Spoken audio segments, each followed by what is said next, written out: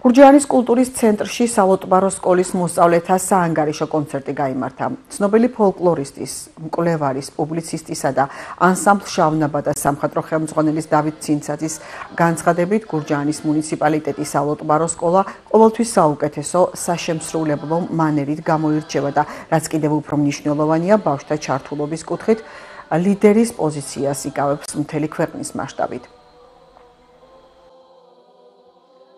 ძალიან მნიშვნელოვანი დღე იყო დღეს ბავშვთა გუნდები, რომლებიც გაერთიანდნენ დღეს გურჯაანელი მაყურებლისთვის და არა მხოლოდ გურჯაანელი მაყურებლისთვის, მათ წარმოადგენს ერთგვარი შემაჯამებელი კონცერტი იმ წლის განმავლობაში, რაც ისინი წლევანდელ წელს აკეთებდნენ და წლიდან წლამდე ვიცით დონე რამდენად იზრდება და გარდა ხარისხის ზრდისა ჩვენ ვხედავთ ბავშვების სიმრავლეს, ჩვენ ვხედავთ მათ რეპერტუარის გამდიდრებას, საშემსრულებლო ხარისხს და მასთან ერთად მეტ სოფელში დაემატა გუნდი, რაც მინდა რომ ადგილობრივ ხელისუფლებას მადლობა უთხრა, იმიტომ რომ განსაკუთრებული თანადგომაა გურჯაანში.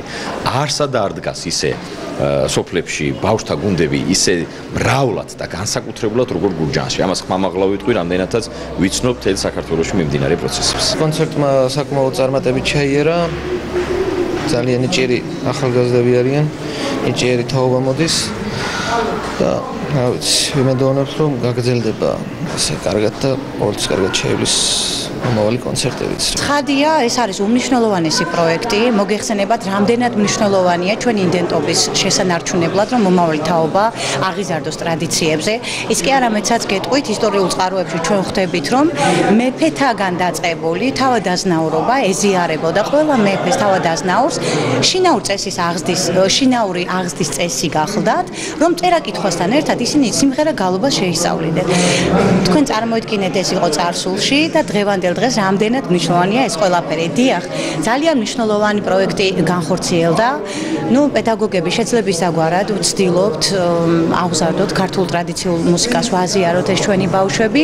დღევანდელი დღე გახლავთ შემაჯამებელი საანგარიშო კონცერტი და რა ვიცი, არაერთი ბავშვი ეზიარება ამ ტრადიციას და კვლავ გააგრძელებს. ის კი არა, ძალიან ბევრი ბავშვი მოიაზრებს და აქვს სურვილი რომ გააგრძელოს და გაყვეს ამ პროფესიას. დღევანდელი დღე, როგორც ვიცით, ეს არის სალოტბარო სკოლებისა და მასთან არსებული ფოლკლორული გუნდების საანგარიშო კონცერტი, წლის საანგარიშო კონცერტი, რომელიც ვფიქრობ, რომ სავალდებულო არის. ყოველ წელიწად ჩვენ ანგარიში ჩავაბაროთ თუნდაც თვითონ ბავშვებს, მშობლებს და რა თქმა უნდა საზოგადოებას სალოტბარო სკოლის სახელით, რა თქმა უნდა და მე მიმაჩნია, რომ სწორი გზით მიდის სალოტბარო სკოლების სწავლება და უფრო და უფრო მზარდი იქნება, იმიტომ რომ ჩვენი ბავშვები ეზიარებიან ქართული ფოლკლორის თითოეულ მარგალიტს, რომელსაც